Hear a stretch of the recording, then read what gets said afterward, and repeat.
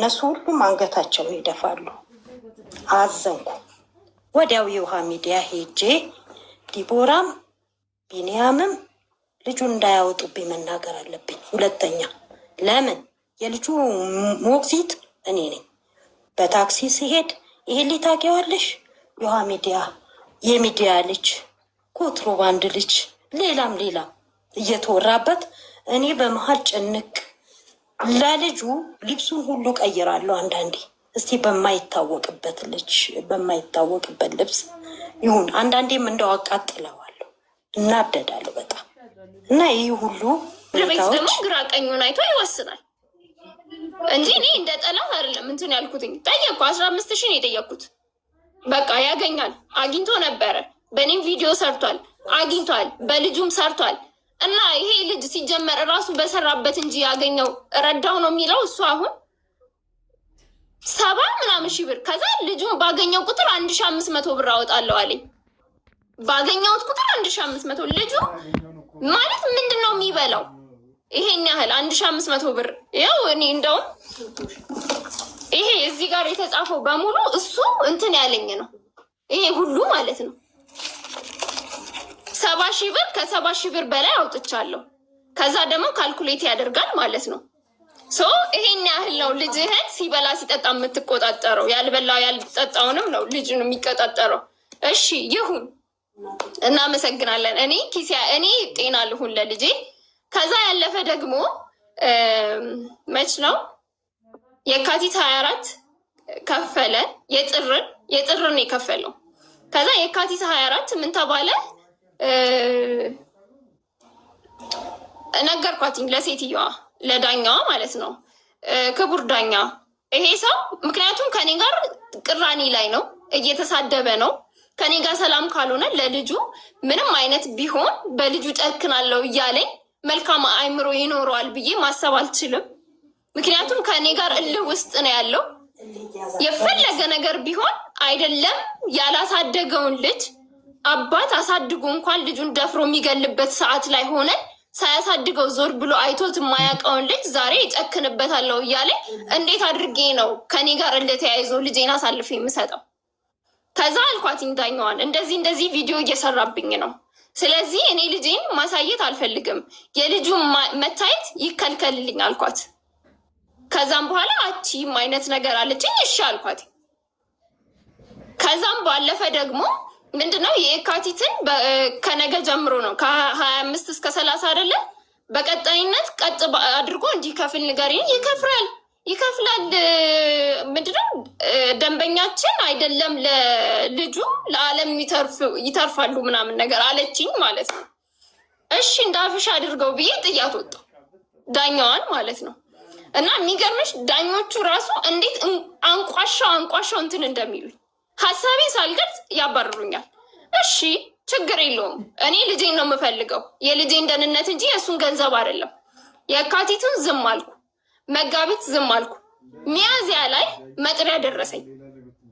በቃ አትርሽኝ አይነት ነገር ነው በቃ የሆነብኝ ማለት ነው። ትቼዋለሁ እኮ ስጠኝ ብዬ እንኳን ደውዬ አናግሬው አላውቅም። የካቲት አልከፈለም፣ መጋቢት አልከፈለም። ሚያዝያ ሲደርስ መጥሪያ ደረሰኝ። እሺ አልኩኝ። መጥሪያው ምንድነው? ይግባኝ። እዚህ ጋር የዘለልሽው ቪዲዮ ስለሰራ 100,000 ብር ካሳ ይክፈልኝ ብለሽዋል። እሱን እኔ ሙሉ ለሙሉ ሰላም ነው የምፈልገው። ስለዚህ ብየዋለሁ፣ በደንብ አድርጌ ብየዋለሁ። ልጄም አጠገብ እንዳትደርስ ቪዲዮችንን ደልት፣ እስካሁን የለቀከውን የኔንም የልጄንም ቪዲዮ አጥፋ። ከዛም በኋላ ደግሞ ምክንያቱም በጣም ብዙ ስራ ተበላሽቶብኛል። ማስታወቂያ መስራት ትቻለው። በጣም ብዙ ሰው ይደውልና አንቺ ባለጌ እንዲነሽ ለምን እንዲህ ታደርጊዋለሽ ምናምን የማይሉት የለም፣ እየተደወለ ማለት ነው። እኔ ለማስታወቂያ ብዬ ነው ስልኬን ባዮ ላይ ያስቀመጥኩት እንጂ ማንም እየተነሳ እንዲደውልልኝ እና እንዲሰድበኝ አይደለም። ይደውሉና እንዲሆንሽ በዚህ ወጥተሽ እንደዚህ ታደርጊዋለሽ እንደዚህ ሆንሽ። ከዛ በጣም አሰብኩኝና ስራ መስራት አልችልም፣ መቀጠርም አልችልም፣ ምንም ማስታወቂያ መስራት አልቻልኩም። ከዛ ሲደውል በጣም ሲያስጨንቀኝ ውል አዘጋጅ አልኩት። ልጄ አጠገብ ላልደርስ አጠገባችሁ ላልደርስ። ከዛም በኋላ ህጉን እንትን ስል ስም ማጥፋት ወንጀል በሞራል ካሳ ምናምን ብቻ ሳልፈልግ ህግ አጥንቼ ቁጭ ብያለሁ። ሶ ብዙዎቹን ማመልከቻዎች እኔ ነኝ የምጽፋቸው ብር ስለሌለኝ ማለት ነው። ሶ እንትን አልኩኝ፣ ማጥናት ጀመርኩኝ። ከዛም በኋላ ጻፍኩኝ፣ ውል አዘጋጅ፣ እንዲህ አይነት ውል አዘጋጅ፣ የሞራል ካሳ ፈልጋለሁ። 100 ሺህ ብር ካሳ ቪዲዮ ስለሰራህብኝ አልሽ? አዎ ቪዲዮንም አጥፋ፣ የልጄንም የእኔንም ቪዲዮ አጥፋ። ስለዚህ ልጅሽም አጠገብ አልደርስ እንዲህ ብለክ ቪዲዮ እንትን በል። አንደኛ የይቅርታ ቪዲዮ ስራ አልኩት። ሁለተኛ ደግሞ ወላዘጋጅ ሽማግሌዎችን ይዘህ ስመጣ 100 ሺህ ብር ይዘህ ነው አልሽው? አዎ አልኩት። ምክንያቱም በቃ በጓደኞቹ በምናምን በቃ የማያስደውለው የለም የማያስደውለው። እኔ አንዳንድ ጊዜ ሲደውሉ ሁላ ሰው ሁላ ሲደውል ልኳቸው ነው እንዴ ነው የምለው። ኢቨን ኮሜንት ማለት ነው ማለት ሰው አደባባይ የወጣ ነገር ነው አይደለ? እንዲህ እየተፈጠረ ነው በህይወቴ በዚህ ሰው ምክንያት። ስለዚህ እንዲህ ቢፈጠር አሁንም ቢሆን እላለሁ አንድ ነገር ቢፈጠር በእኔም ሆነ በልጄ እኔ ከሱ ራስ አልወርድም። ሪያሊቲው ማለት ነው። የመጀመሪያ ሰዓት ዩቲዩብ ቪዲዮ ሰርቼ ሁሉም የእሱ እንትን ነው የሚመስሉት፣ ይሳደባሉ ምናምን ነገር። ኢትስ ኦኬ ችግር የለውም። እኔ እኮ በሰው አይደለም የምኖረው በእግዚአብሔር ነው። ከዛም በኋላ ደግሞ እሱ ራሱ በሚለቃቸው ቪዲዮ ዲቦራ ይባል። ከዛ ደግሞ መቼ ነው ሰሞኑን ደግሞ የሆነች ልጅና አባት ምናምን እዚህ እንትን ያልሹ አለ መሰለኝ። በሱ ደግሞ ቁጥ ለእኔ እንትን የተባለ ነው የሚመስለው ማለት ነው ሲሳደብ ምናምን። ኢትስ ኦኬ ኮሜንት ደግሞ አንብቢ። ዲቦራ እንዲናት አይደለም ሌላ ዩቲዩብ ጋር ምናምን ቀርቶ እዚህ ጋር ራሱ ዲቦራ ክፉ ናት እንዲናት። ክፉ መሆንኩ ምንም እኔ ልጄን ለመጠበቅ የማላደርገው ነገር የለም በአጠቃላይ ማለት ነው። ሲቀጥል ያለው ነገር ምንድን ነው? ልጄ አጠገብ አልፈልግም፣ እንዲደርስ አልፈልግም። ምክንያቱም እበቀለዋለሁ እያለ እንዲህ ነኝ እያለ እኔ ልጄ አጠገብ ለምን በቀለዋለሁ ያለበት ማስረጃ ካለሽ እኮ በህግ ማሳገር ትችያለሽ። በቀለዋለሁ ህዝብ ፊት ምንድን ነው ይሄ? እጨክናለሁ፣ በልጁ እጨክናለሁ። እልህ ውስጥ አታስገቡኝ፣ በልጁ እጨክናለሁ ያለበት ማስረጃ አለ ወይም የሰው ምስክር አለ? የሰማ ሰው እንደዛ ሲል የሰው ምስክር አለ። እዚህ ሰፈር ብትመጪ እያንዳንዱን የሚናገሩት ይነግሩሻል ያለውን ነገር ማለት ነው። እዚህ ጋር ቪዲዮ ደቅኖ ነው የሚመጣው ሲጀመር ከታች ጀምሮ ወደ ቤት ሲመጣ። ከዛም በኋላ ደግሞ ደብቆ ሁላ ነው ቪዲዮ የሚቀርጸው ቤት ውስጥ ማለት ነው። በገዛ ቤቴ ቪዲዮ ደብቆ ምናምን። ከዛ ምንድን ነው ሀሳብክ? እንደ አብርሽና እንደ ሩታ እንስራ። እኔ እኮ አሻንጉሊት አይደለሁም። በዛ ነው እኔ እና እሱ ትልቁ እንትናችን ትልቁ ጥላችን እንደ ሩትና እንደ አብርሽ ቪዲዮ እንስራ። እኔ ድራማ ምሰራበት እኮ ቅድም ያልኩሽ ይህንን ነው። ዩቱብ ላይ ይህን ያህል ገንዘብ ይገኛል እና እኔ እና አንቺ ለሁለት ከሰራን ውጤታማ እንሆናለን አልኳት እና አብረን እንስራ አልኳት ነበር። ፍላጎት የለኝም እኔ ከሱ ጋር መስራት ፍላጎቱ የለኝም። ይሄን ደግሞ ግልጽ አድርጌ አይደለም ለሱ ጓደኛው ፊት አስቀምጬ ተወኝ እኔ ከኔ ህይወት ራቅ ብዬ አስረግጬ ነግሬዋለሁ። ለሱ ብቻ አይደለም ከጓደኛው አጠገብ ጓደኛውን አስቀምጬ ነግሬያለሁ። እኔ አልፈልግም ከሱ ጋር መታየትም መገናኘትም አልፈልግም። ይሄ ደግሞ መብት አለኝ። መች ነው ያልኩት? መስከረም ነው ያልኩት። አዎ ቅድምም እኔ ከሱ ጋር መታየት አልፈልግም፣ ሰዎች ሌላ ነገር ያለን እንዲመስላቸው አልፈልግም። እኔም የራሴ ህይወት አለኝ፣ እሱም የራሱ ህይወት አለው ብለሻል። ይሄ ትክክለኛ መብትሽ ነው። ግን ልጁን እንዳያገኝ የምትፈልጊበትስ ምክንያት ምንድን ነው? ልጁን እንዲያገኝ አልፈልግም። ያ እሱን ደግሞ አንደኛ ነገር ማለት በተደጋጋሚ ነው የተናገርኩት። እናትሽ መናገር ከፈለገች እድሉን ስጫት መናገር ትችላለች። ቆይ አንዴ ልጨርስ። ልጁን በተደጋጋሚ ጊዜ እጨክንበታለሁ ነው የሚለው። በምን አይነት መንገድ እንደሚጨክንበት አላውቅም። እና ደግሞ የምሰማው ደግሞ በሰፈሬ ደግሞ የምሰማው ታሪክ አለ።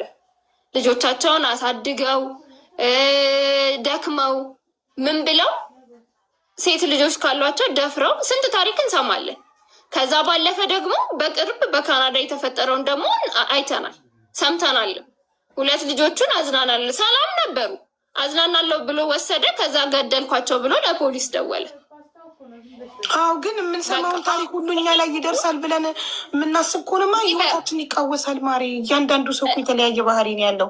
ሜቢ እሱ አሁን ለምሳሌ ልጅሽ ከሱ ጋር ጊዜ አሳልፎ ሲመጣ ደስተኛ ነው ወይ እንዴት ነው የሚለውን ነገር አጥንተሻል እንጂ ሚዲያ ላይ የምንሰማው ሁሉ እኛ ላይ ይመጣል ካልንማ ተፈራርተን እርስ በርስ ሁሉም ሊለያይ ነው ማለት ነው። እናትና አባት ሊለያይ ነው ማለት ነው። ሀቡዬ ስሚኝ፣ ሀቡዬ እኔ እኮ ከልክዬ አልከለከልኩም። በህግ ተፈቅዶለታል አይደል? ህግ እኮ እሁድ 4 ሰዓት ወስደ 11 ሰዓት መልስ ተብሏል። ሞክሮ አያውቅም። ሲቀጥል ደግሞ ማለት ነው ሌላ መያዝ ያለብሽ ነገር ከዚህ በፊት ልጁን አርብ ወስደ እሁድ መልስልኝ ብዬ ሰጥቼው ሰኞ ሲወስደው ሆምወርክ ሳያሰራው ልጁ በ2 ዓመቱ ትምህርት የጀመረ ህፃን ልጅ ምንም እንኳን ሆምወርክ ሳይሰራ ያለው እውቀቱ ሁሉ ተዛብቶበት በእኔና በሱ አለመስማማት እድገቱ ተዛባ። በብቸኝነቴ በስርዓት አሳድጌው ነበር። እሱ ሲመጣ አይምሮ ተዛባ። ከዛም በኋላ ሆምወርክ አያሰራውም፣ ትምህርት ቤት ያደርሰዋል።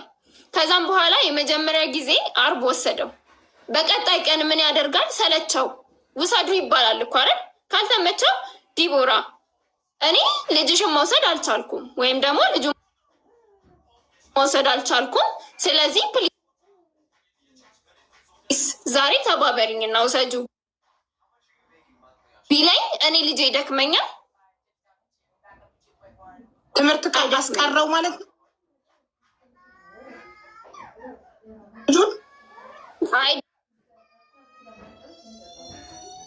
አይደለም አርብ ነው እንዲወስድ ያደረግኩትኝ። አርብ ከትምህርት ቤት ወስዶ እሱ ጋር አሳድሮ እንዲመልስልኝ ማለት ነው። ከዛም በኋላ ደግሞ ምን ያደርጋል? ሰው ላከ፣ ያመጣው ሄዶ ላከ ማለት ነው። ከዛም በኋላ ከሚሶቹ ደወሉ። እኔ ማንንም አላውቅም። ሲጀመር ምንድን ነው ያለው? የባለቤቷ ወንድም ነኝ አለ ልጁ ሄዶ ማለት የባለቤቷ ወንድም ነኝ እንትን ፈልጎት ሄደ። ልጁን ፈልጎ ሄደ። ከዛም በኋላ እንደዛ ሲል አስተማሪዎቹ ደወሉልኝና እንደዚህ ነው ሲሉኝ፣ አይ እኔ ማንንም አላምንም፣ ልጄንም ለማንም እንዳሰጡ፣ ካልፈለገ ይቅር፣ ከዚህ በኋላም ቢመጣ እንዳሰጡብኝ። ምክንያቱም ኃላፊነት ቢኖርበት ልጄን ሰው አይልክም ነበረ። በዚህ በማይታመንበት ዘመን ሂጂና ልጅሽን ውሰጂ ቢለኝ እኔ ሮጥ ብዬ ነው አንድ አፍታ ልጄን የማመጣው። ማንም የደከመው የሰለቸው የለም። ከዛም በኋላ ምን አደረግኩኝ? እህቴን ደወልኩኝና ለምን አስተማሪዎቹ ደውለው ነበረ በሰዓቱ እዛ አካባቢ ስላልነበርኩ ሲደውሉልኝ እህቴ ትመጣለች፣ ስሟ ከሌ ነው፣ መታወቂያዋን ይዛ ትመጣለች፣ ስጡልኝ ልጄን እባካችሁ አልኩኝ። ከዛ እሺ አሉ። ሲስተርም መታወቂያዋን ይዛ ሄዳ ልጄን ይዛ መጣች ማለት ነው። ስለዚህ ያሰው ሰው እንዲወስዱ አልፈቀድሽም? አልፈቀድኩም። መታወቂያዋን አሳይታ ወሰደችው። ምክንያቱም ይሄ ሰው ትላንትና ነው የመጣው። በቃ ዲኤንኤ ይሰራልኝ አለ መጣው። ከዛም በኋላ ደግሞ ምንም እንትን የሚል ነገር የለም። ልጄ ቤተሰቦች ያውቁታል። እናቴም አባቴም ብሎ ያደገው በእኛ ቤተሰብ ውስጥ ነው። ስለዚህ ማናት ሲባል አክስቴ ናት አለ። መታወቂያዋን አሳየች፣ ወሰደች፣ አለቀ። ከልጁ ጋር ያለው ነገር ይሄ ነው። ቤት ውስጥም ሲሆን ያው እንዴት እንደሚጠብቀው አላቅም። ልጅሽን ግን አንቺ ከመጣ በኋላ አንቺ ጋር አባትህ ጋር ምን አሳለፍክ እንዴት አረግክ ምናምን ስትይው ምንድን ነው የሚሉት ነገር? ይነግረኛል። አነቀኝ፣ እንዲያረገኝ ይለቀኝ። ከዛ ጥሩ የሚያሳልፈው ጊዜ ካለ ይነግረኛል። ግን ደግሞ ይሆንገባኝ ማለት ተላፋኝ፣ ተጫወተኝ ነው። አነቀኝ ምንድን ነው? እንዴት እንዳደረገ ልንገርሽ። መጣና ልጄ እንዲህ መተናነቅ፣ ሽጉጥ ምናምን እኔ አላሳየሁትም፣ አያውቅም እንደ አይነት ጨዋታ። ከዛም በኋላ መጥቶ እዚህ ጋር ነው እንደዚህ ያዘኝ፣ እንደዚህ ማለት ጅትቦይ እንዲህ ነው ያነቀኝ። ማን ያሳየ ብዬ ተቆጣሁት። አይ ቢኒያም እኮ እንደዚህ ያደረገኝና አነቀኝ አለኝ። ከዛ እንደውም እራሱ ጋር ደወልኩና እንዴት ልጅ ታውቃለ ብዬ ይሸሻል አይፈልግም ወይስ ያቅፈዋል ይፈልገዋል? አባቱን ሲያይ ልጅሽ በግድ ነው የለመደው፣ በግድ ነው የለመደው። እናቴ ለምነው ህፃን ምክንያቱም ህፃን ልጅ ብስኩት ከረሜላ ምናምን ወይ ደግሞ የሚፈልገውን ነገር አደርግልሃለሁ ካልሽው እሺ ነው የሚለው ነው አይደለም። በቤት ሲመጣ እየሮጠ ያቅፈዋል ወይስ እምቢ ይላል? እሱ ጋር ሂድ ሲባል ልጅሽ አባቱ ጋር ሂድ ሲባል እየሮጠ ሄዶ ያቅፈዋል ደስ ይለዋል ወይስ እምቢ አልፈልግም ይላል? ላይ ሸሸዋል አላውቅም። እሱን አሁን እኔ አይደለሁም ማገናኘው፣ እኔ አላገናኘህም ብዬዋለሁ። ከእናቴ ጋር ነው የሚገናኘው። እናቴ ናት ትንገረና ማዘር ተናገሪ። ቆይ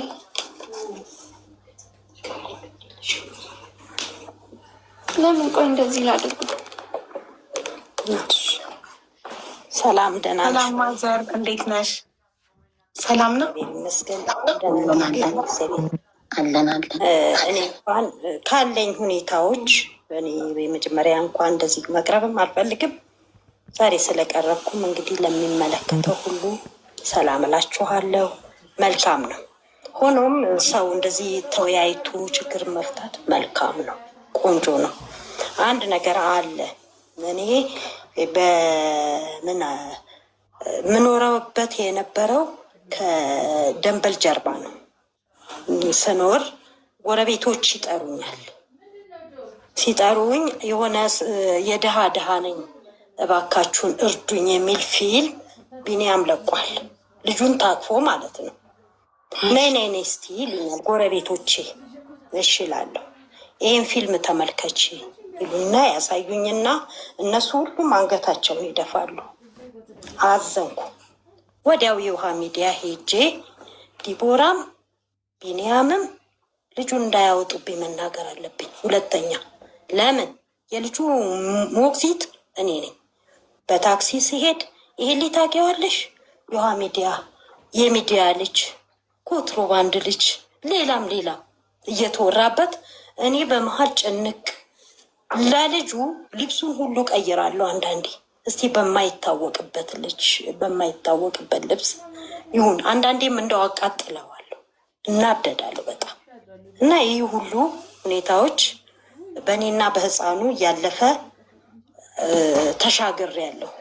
እኔ ቀደም ሲል 2 ልጆች አሳድጌያለሁ። አንዷ ዲቦራ ናት፣ አንዷ ሊያ ናት። 2 ልጅ ሳሳድግ ድምፄ ተሰምቶ አይታወቅም። ግን በዚህ ህፃን ልጅ አንገቴን የምደፋበት ጉዳይ የለም። ሚዲያ ላይ መውጣት $3 ያፍሳል። ይሄ ህፃን ልጅ ግን የዛሬ ህፃን የነገ ታዳጊ ነው። መጨረሻው በዚህ ህይወት ውስጥ ይኖራል። እስቲ አስቢው። 1 2 ቢኒያምና ህፃኑን ለማስተዋወቅ እኔ 17 ቀን ይፈጀብኝ። ህፃኑ ምን ያደርጋል? ማንም ልጅ ላይ ሰው ትልቅ ሰው ሲያገኝ ሄዶ እግሩ ላይ ጥምጥም ይላል። ያሳዝንሻል። ግን ቢኒያምን ለማወቅ ቢኒያም ይመጣል። አባትህ እኮ እኔ እኮ ነኝ ይለዋል። ከምንም ይቺ ጉልበቱን ያጥፍና ሰውነቱን አቀማመጡን መሀል ያደርግና ወደ ግድግዳው ነው የሚሸሸው። ይሄ ልጅ ምን ሆኖ ነው እንዲህ የሚሆነው?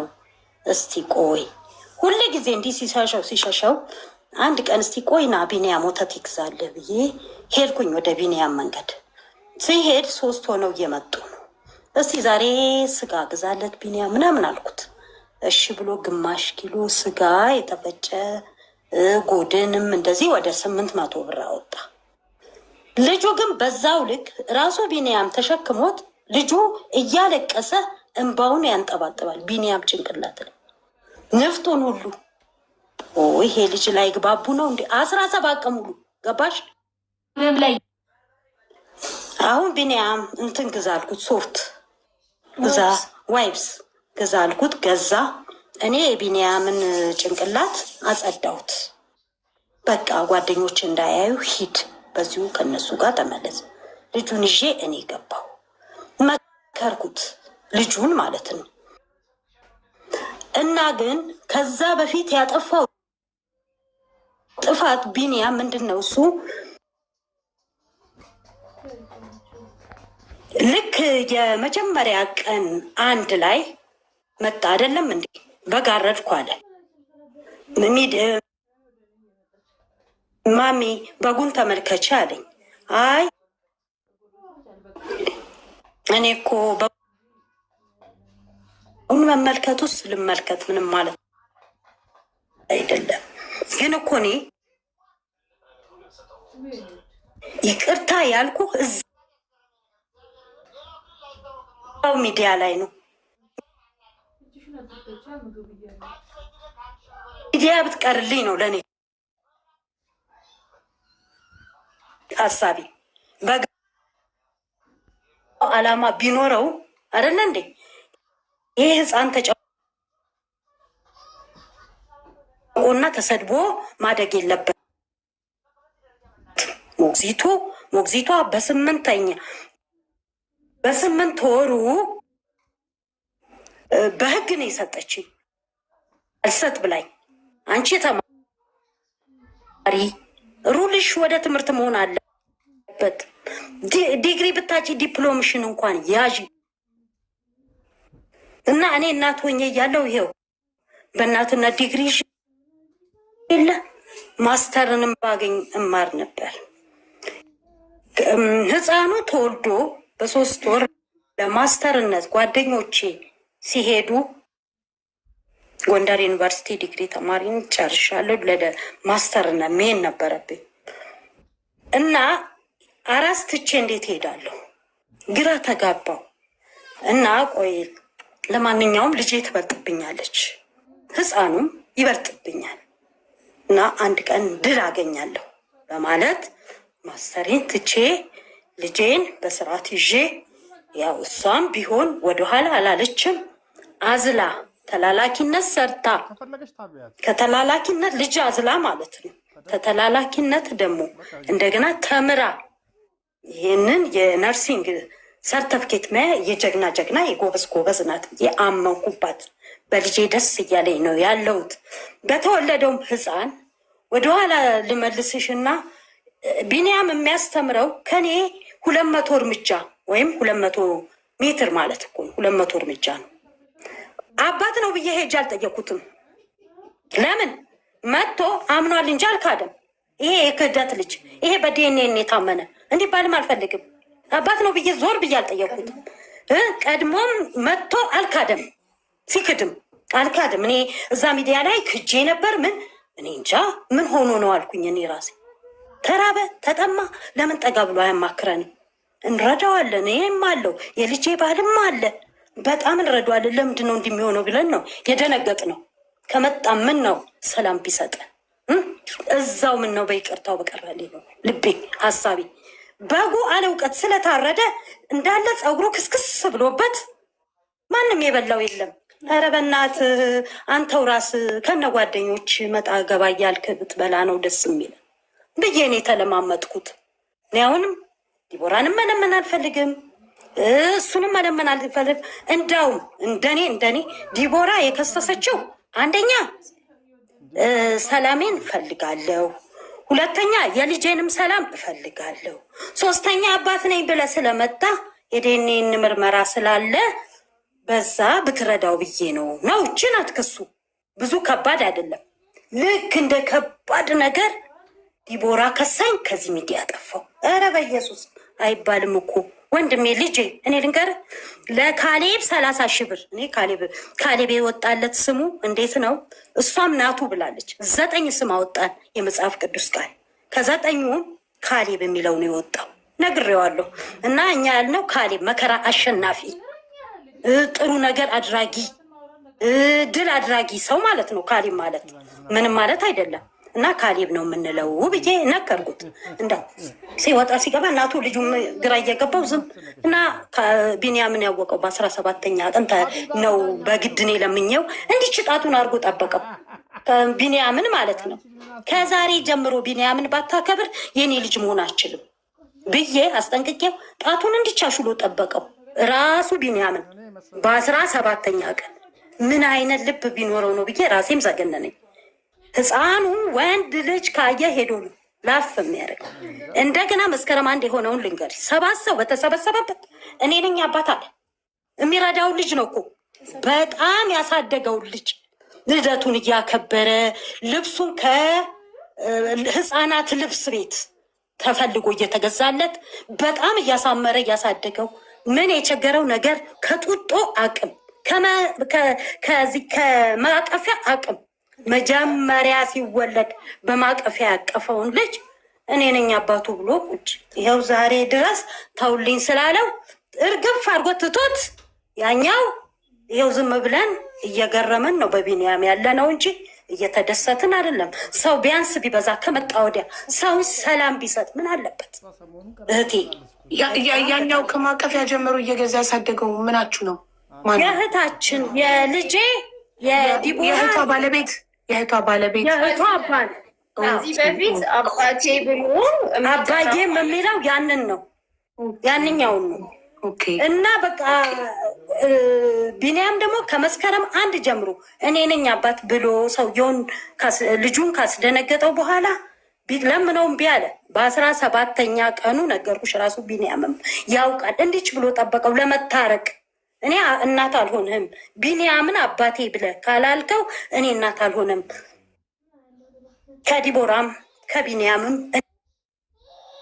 እኔን ይመርጣልች እስቲል አሁንም ድረስ ግን በ17 ቀኑ የሚዘገንን ሁኔታ ልጅ እስቲ እዚህ ኮዬ ላይ የፈለገውን ሰው ብቻ ወንድ እንጂ ቅፍ ያደርጋል። ያንንም ራሱ ዝግንን ይለኛል። እኔ የውሃ ሚዲያ ሄጂ ሁለቱም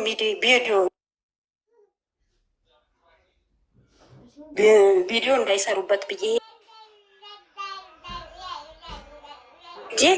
በማግስቱ ስመጣ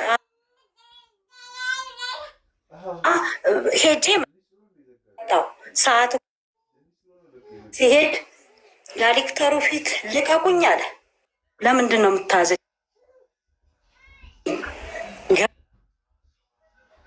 ብቼ ነው የምማረው። ልጁ እንደዚህ ያለ ብለው ገርሟቸው መዘገቡልኝ።